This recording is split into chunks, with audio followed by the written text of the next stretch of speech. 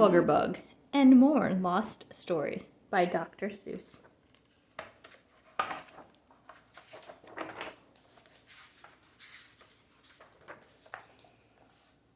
Horton and the Kwuggerbug. It happened last May on a very nice day, while the elephant Horton was walking, they say, just minding his business, just going his way, when a Kwuggerbug dropped from a tree with a plunk and landed on Horton, the elephant's trunk. The Kwuggerbug leaned toward the elephant's ears. "Perhaps you are wondering," he said, "why I'm here." "Well, I've got a secret," he whispered. "I know of a bezelnut tree where some bezelnuts grow." Bezelnuts! Horton looked up with wide eyes. Bezelnuts! This was a happy surprise for all of the nuts in that jungle to eat. The nut of the bezel by far was most sweet. "But why," Horton asked, "do you tell this to me?" "Well, you see," the bug answered, "my bezelnut tree is rather far off, and I'm not very strong. I'd get there much quicker if you came along. So I'll make you a deal that I think is quite fair. You furnish the legs, and you carry me there. I'll furnish the brains, show the way to the tree. Then half of the nuts are for you, half for me." "A deal," Horton said with a smile on his face. "Hold tight, and we're off to your bezelnut place. Just steer me and show me the best road to take." "No road," laughed the Kwuggerbug. "We'll take the lake." And he steered the big elephant down to the shore of a lake that was 30 miles long, maybe more. Oh, shivered Horton. "Now wait just a minute. I can't swim that lake. It has crocodiles in it. Just look at their terrible teeth, how they flash. They'll chew me right up into elephant hash. I think, Mr. Bug, that there surely must be a much safer way to your bezelnut tree." Now, said the Kwuggerbug, "don't start to squeal. You promised you'd go, and a deal is a deal." Horton thought. "What he says is quite true. A deal is a deal. I must see the deal through." So bravely the elephant dived in that pond, and he swam for the shore far beyond, while crocodiles snapped and attempted to eat his tail and his ears and the soles of his feet.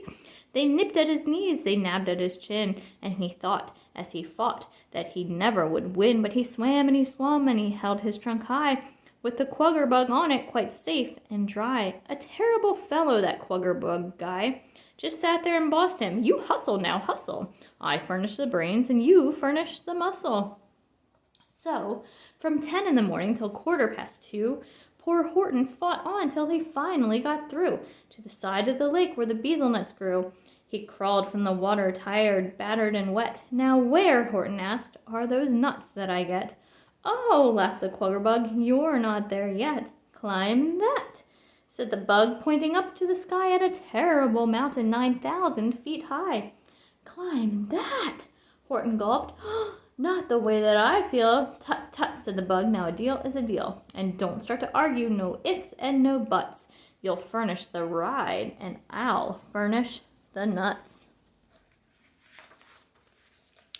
"The climb," sighed poor Horton, "will kill me, no doubt, but a deal is a deal, and I cannot back out." He drew a deep breath, and he threw back his shoulders. He dragged his tired legs over rocks and big boulders. He stumbled and staggered uphill over stones that tattered his toenails and bruised all his bones, while the Kwuggerbug perched on his trunk all the time and kept yelling, "Climb, you dumb elephant, climb!"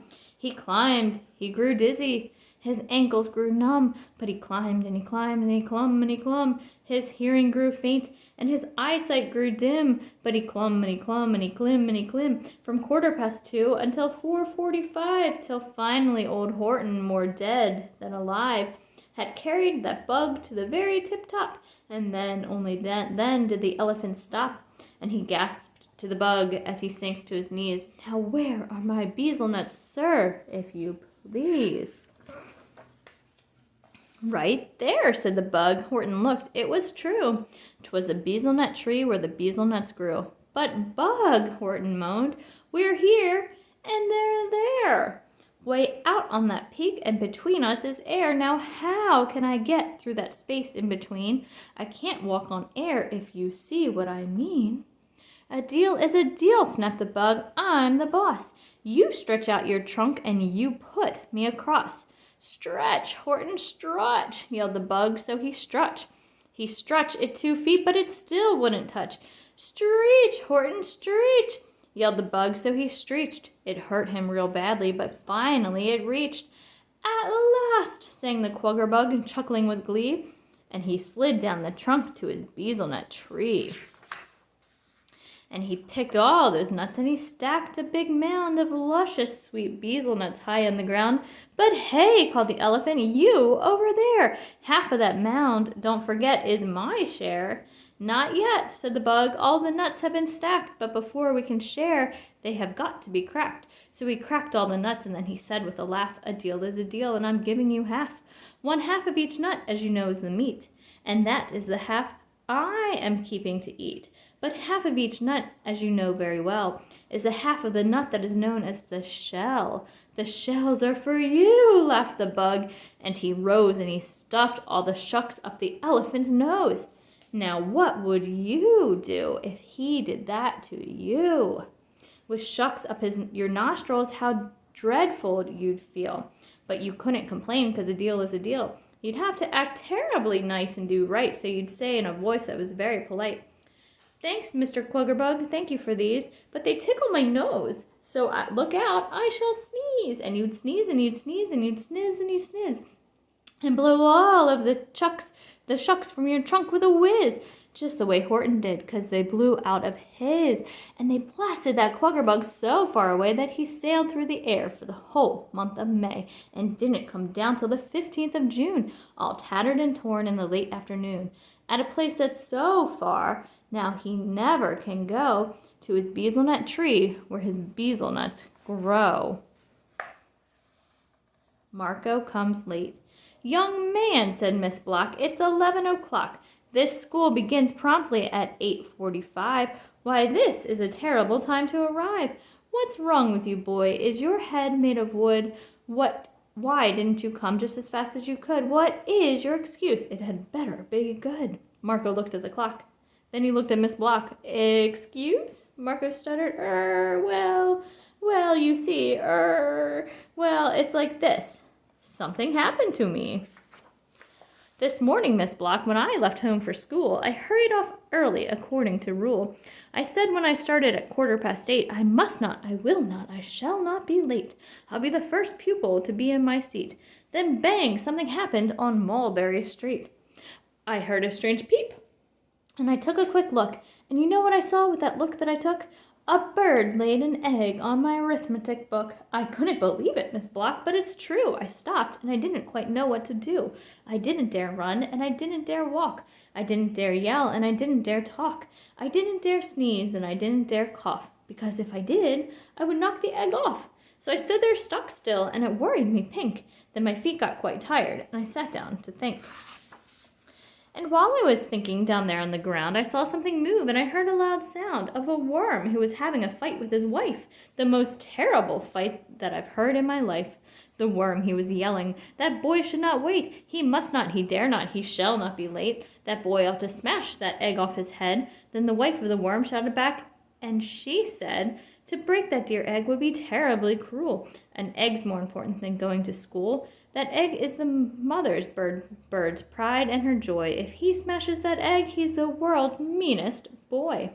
And while the worms argued about what I should do, a couple big cats started arguing too.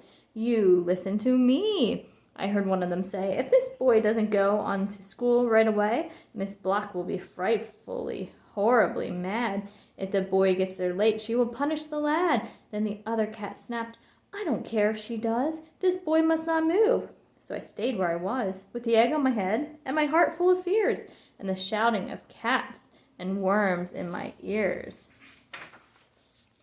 Then, while I lay wondering when all this would stop, the egg on my book burst apart with a pop, and out of the pieces of red and white shell jumped a strange brand new bird, and he said with a yell, "I thank you, young fellow, you've been simply great, but now that I'm hatched, you no longer need wait. I'm sorry I kept you till 11 o'clock. It's really my fault. You tell that to Miss Block. I wish you good luck, and I bid you good day." And that's what the bird said. Then he fluttered away. And then I got here just as fast as I could, and that's my excuse, and I think it's quite good. Miss Block didn't speak for a moment or two. Her eyes looked at Marco and looked him clean through. Then she smiled. That's a very good tale, if it's true. Did all of those things really happen to you? Well, answered Marco with a sort of a squirm. Not quite all, I guess, but I did see a worm. How Officer Pat saved the whole town. The job of an officer of the police is watching for trouble and keeping the peace. He has to be sharp and he has to be smart and try to stop trouble before it can start. And that's why, one morning, while out on his beat on the corner of Chestnut and Mulberry Street, he got sort of worried, did Officer Pat, when his very keen eyes spied a very small gnat going buzz round the head of old Thomas the cat. Aha, murmured Pat, I see trouble in that. If that gnat bites the cat, and he might very well, that cat will wake up and he'll let out a yell. That's only small trouble, I know it, but brother, one small bit of trouble will lead to another. The trouble with trouble is, trouble will spread. The yowl of that cat will wake Tom, Tim, and Ted, those terrible triplets of Mrs. McGowan. Then they'll yowl a yowl that'll wake this whole town. When trouble gets started, it always starts more. Those kids with their racket and ruckus and roar will frighten the birds. The birds will come flapping down Mulberry Street with a yipping and yapping. Once trouble gets going, it spreads just like fire. Those birds will come screaming towards Mr. McGuire, the fish market man, and he'll get such a scare, he'll toss that big codfish up high in the air. That's the trouble with trouble. It grows and it grows. That fish in the air will land smack on the nose of that horse over there that belongs to Bill Hart. The horse will start kicking his Hart's wagon apart, and pumpkins will bounce on the head of Jake Warner, who's fixing that hydrant down there on the corner. And once all those pumpkins start falling on Jake, he'll fall on his wrench and the hydrant will break. There's no stopping trouble once trouble gets going. When hydrants get broken, the water starts flowing. The water will gush right on Mrs. Manila. She'll think that it's rain and put up her umbrella, but that'll knock young Bobby Burke off his bike. He'll fall on the ladder of House Painter Mike, and House Painter Mike, when he tumbles, will spill a bucket of paint on the head of Don Dill. Oh, once it gets started, there's no stopping trouble. That splashing of paint will upset Mrs. Hubble. She'll drop all her dishes, they'll smash on the ground and startle her dog, and the poor frightened hound will jump in the horn of old Horn Tooter Fritz. And Fritz will fall backward and scare driver Schmitz on his dynamite truck almost out of his wits, and that dynamite truck with its big load of blitz will race toward the street, and oh boy, when it hits, the whole of this town will be blown to small bits. But lucky for us, down on Mulberry Street, good Officer Pat was awake on his beat, and quick, the brave officer swung his big bat on the troublesome head of that troublesome gnat, and kept him from biting old Thomas the cat, and stopped all the trouble before it began. He saved the whole town. What a very smart man. The Hoobub and the Grinch. The Hoobub was lying outdoors in the sun, the wonderful, wonderful, warm summer sun. There's nothing, he said, quite as good as the sun. Then up walked a Grinch with a piece of green string. How much, asked the Grinch, will you pay for this thing?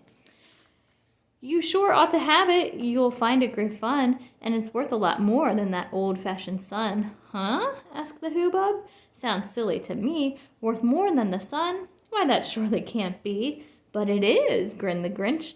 Let me give you the reason. The sun's only good in a couple short seasons, for you'll have to admit that in winter and fall the sun is quite weak. It is not strong at all. But this wonderful piece of green string I have here is strong, my good friend, every month of the year. Even so, said the Hoobub, I still sort of doubt. But you know, yapped the Grinch as he started to shout, that sometimes the sun doesn't even come out. But this marvelous piece of green string, I declare, can come out of your pocket if you keep it in there any time, day or night, any place, anywhere. Said the hoobub. That would be quite handy. This piece of green string, yelled the Grinch, is a dandy. That sun, let me tell you, is dangerous stuff. It can freckle your face. It can make your skin rough. When the sun gets too hot, it can broil you like fat. But this piece of green string, sir, will never do that. This piece of green string is colossal, immense, and to tell you, well, I'll sell it for 98 cents. And the hoobub, he bought.